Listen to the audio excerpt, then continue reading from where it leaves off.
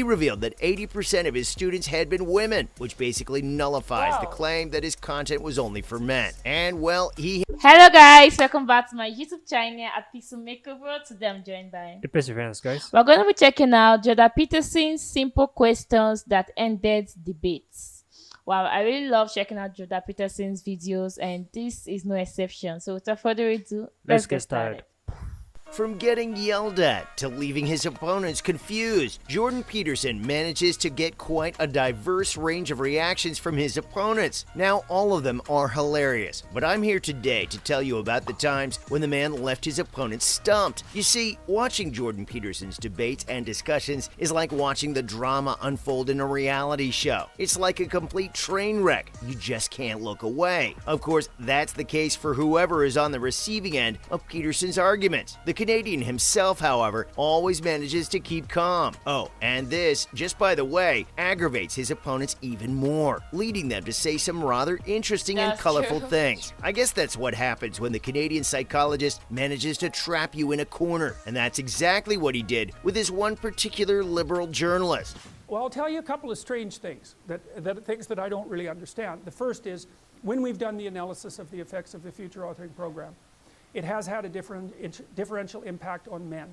So it was like any other day in the office for the New Zealand Herald journalist, Simon Wilson, except it wasn't. Why? Oh, because he was going to be interviewing the debate genius Jordan Peterson, who, as we all know, is particularly skillful in shredding arguments. Now, the interviews started like they normally do. Wilson asked a few questions about Peterson's book, which the man answered pretty comprehensively. But the problem came when Wilson started to poke holes in the book and point out things that, to be honest, weren't even there. Wilson actually had the nerve of telling Peterson that the meaning of his words in his book was that he was better than other people and that everyone needed to be like him. Now, you might love him or hate him, but you've got to agree. This was definitely a poor argument, and it made it pretty clear that the man wanted to get a rise out of Peterson to bump up his ratings. Peterson made it clear that this was in no way what he was saying, and that, in fact, it's not the only reason, because the other thing that's happened is that the rate of technological transformation is so fast now, and the rate of turnover of things is that it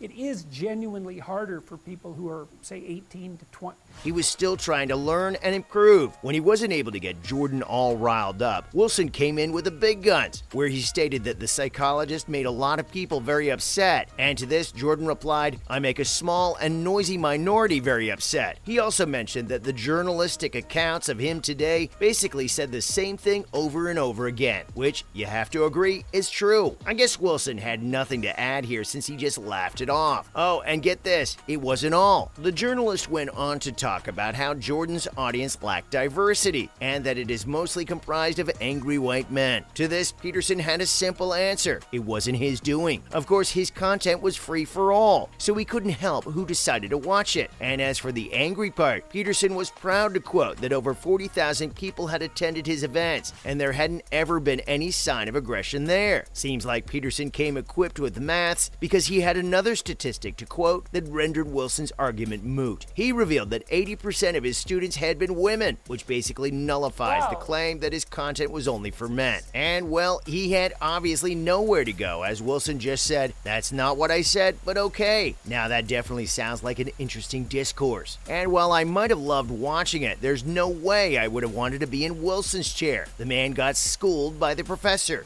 I've been talking a lot to the crowds that I've been talking to, not about rights, but about responsibility, right?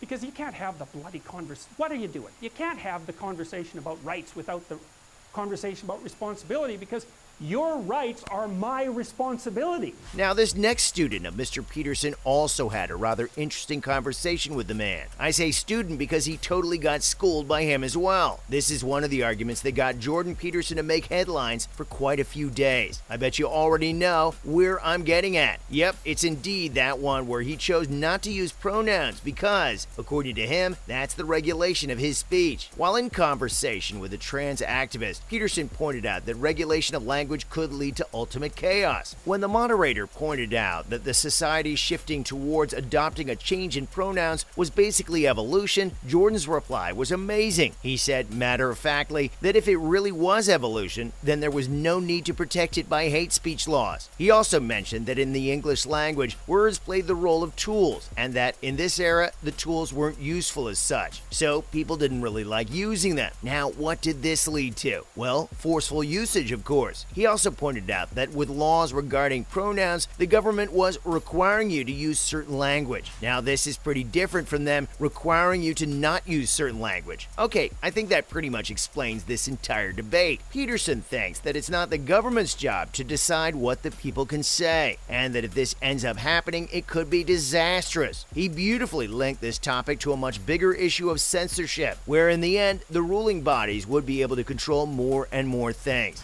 It's not an optimal solution, let's put it that way. Well, the other, that's a nihilistic solution, it's a collapse. The other solution is, we're talking, and I don't get what I want from you. So in the end, it's going to hurt everyone's right to talk openly about such things and have intellectual discussions. Now that makes sense, doesn't it? But then again, most things on here do. Now this recent heated exchange between Jordan Peterson and an apparently woke professor was basically everything you could have ever wanted. Peterson got angry when his opponent on the Monk debates just wouldn't listen to what he had to say. So he carried on by saying that the rival couldn't care less about his background because, for him, Peterson was a mean white man. Ouch, that's pretty harsh, don't you think? Now, things went downhill when Jordan decided to get precise about the problem. He posed a question, asking his opponent how much of Peterson's own accomplishments were owed to white privilege, and maybe he should be giving a tax to make up for it. And to this, And then with regards to your partner, here's something to think about with regards to roles. So my wife and I have had this discussion many times, and one of the discussions is, well, how are we to treat each other in public? And it isn't. the professor said that, in his opinion, Jordan Peterson wasn't suffering from anything except an exaggerated sense of entitlement and resentment, where his own privileges were invisible to him. I guess this is just a classic example of how people love to use Peterson's words against him, but in a twisted way. Honestly, this man managed to portray him as a racist when that wasn't even what the Canadian psychologist was implying at all. And I guess he'd had enough, because Jordan then launched into a monologue that just ended everything right there and then. He said that race got dragged into the comments made against him. In Neverland, well, Neverland doesn't exist, and who the hell wants to be king of the Lost Boys?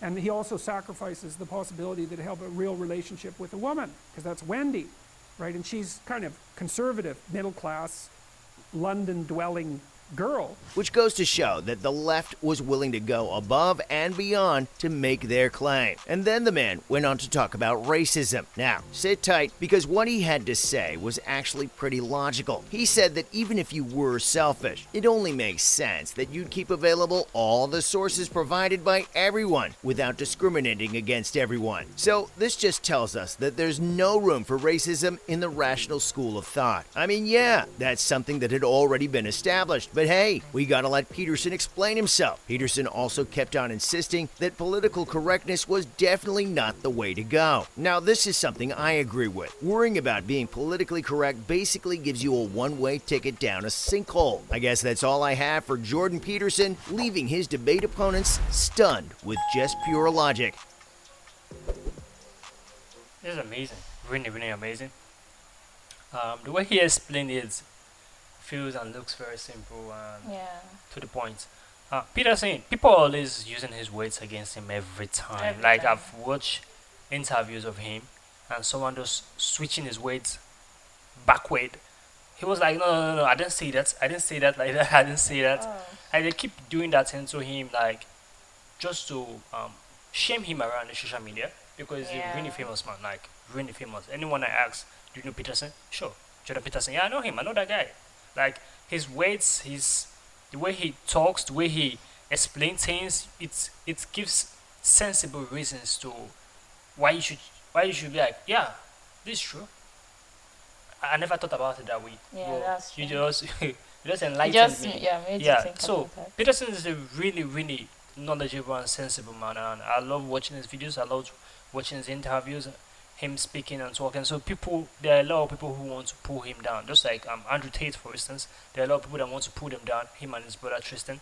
So it's normal when someone have rise to a peak that everybody, the society is accepting them. People just want to drag them down. So that's how society is. That's how the world is. But him explaining this video, I definitely understand and got the person who was explaining the video his point of view. He just simplified Jordan Peterson in 8 minutes. That That's was true. exactly what he just did, and that was really nice. I enjoyed myself watching it and hearing everything he just said. What do you think? I feel Jordan Peterson is a very nice man, and he explains this based on facts, based on what is happening. He does not sugarcoat it or try to bypass anything. And I feel when people just try to open up themselves and try to understand where it's coming from, they will Yeah, understand him a lot better. Sometimes people just want to push their own narrative in everyone's head. If you don't yeah, accept it, then you are either against us. against it, you are not a feminist, you are this, you are that, and most of the times even what they are saying is not even true. So I love the fact that Peterson only stands for what he believes in, and he's True, always true. ready to educate you and let you understand the truth and not your fantasy. But this was nice. I would really love to check out more videos on Jordan Peterson. So guys, let us know what you think about our reaction. Please make sure to like, subscribe, and share our videos. We'll We'll see see you you on in the the next next one. one.